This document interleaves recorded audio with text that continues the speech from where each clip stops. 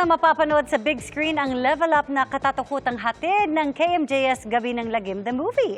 Pero bago yan, napuno muna ng kilig ang premiere ng pelikula dahil sa tila exclusive meet and greet doon ng Sparkle stars na sina Jillian Ward at Eman Bacosa Pacquiao. Makichika kay Aubrey Carampel.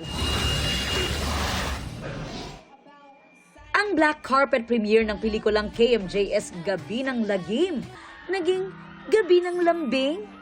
Dahil yan sa dalang kilig ng unang pakikita ni na star of the new gen Jillian Ward at young boxer and new sparkle artist na si Eman Bacosa Pacquiao. Agad nag-viral ang meet and greet video na mayroon ng mahigit 14 million views sa official Instagram account ng GMA Regional TV at Sparkle GMA Artist Center. Nag-uumapaw raw ang chemistry ni na Jillian at Eman. Bumiyahe pa raw si Eman mula Cotabato para sorpresahin si Jill. Sobrang na-surprise po kasi wala akong idea at all. So, nagulat po talaga ako. And, ayun, syempre I'm very happy, very happy. And, kasi po, pag yung nakikita ko lang siya, either nagla-like siya or yung pag nagme-message po siya. Actually, sobrang sweet po ni Emma. Nagme-message siya minsan na God bless, as mga reminders to have a great day, gano'n. Siyempre, masaya po yung heart ko na nakita ko siya.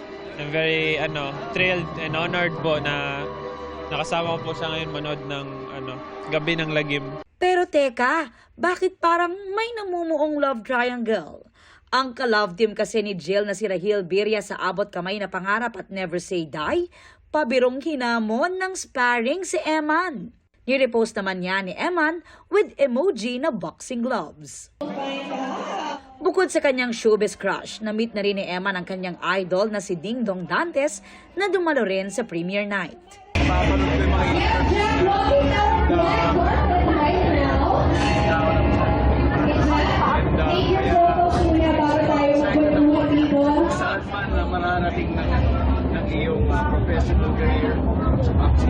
Full support din sa movie ang ilang Sparkle at Kapuso stars, gaya ni na Barbie Forteza, Isabel Ortega at Jack Roberto.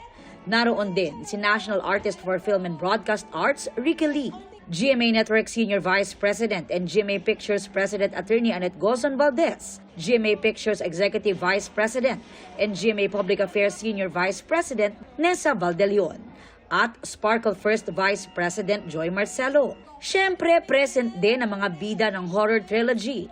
Ang bida sa episode na Pochong na si Miguel Tan Felix at kanyang co-stars na sina John Lucas, Ara San Agustin at Eva Darren. Sobrang intense and natuwa ako, nag-enjoy ako dahil iba't ibang episodes, may iba't ibang treatment. So, sobrang sulit. Present din ang bida ng Berbalang na si Sanya Lopez at ang co-star na si Rocco Nasino. Iba yung nararamdaman mo. Every tema, iba yung feeling. Meron drama, meron kang matatawa ka, meron talagang seryoso, nakakatakot na baka nga magkatotoo. So, nakakatawa, nakakaaliw. Nakakilabot lang na may evidence na totoong nangyari. True stories talaga. Dumating din ang cast ng Sanib na pinagbibidahan ni Jillian kasama sina Ashley Ortega, Lotlot De Leon, Epi Quizon at Nikki Ko. Naroon din ang kanilang mga direktor.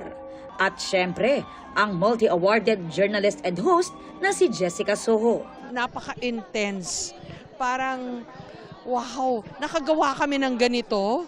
Hindi ako makapaniwala, nakaka-proud.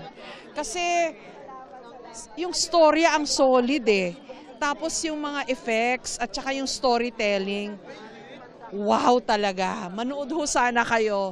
Aubrey Carampel, updated sa showbiz happenings. But I'm scared! Showing na ang KMJS Gabi ng Lagim, the movie sa mga sinehan simula bukas, November 26.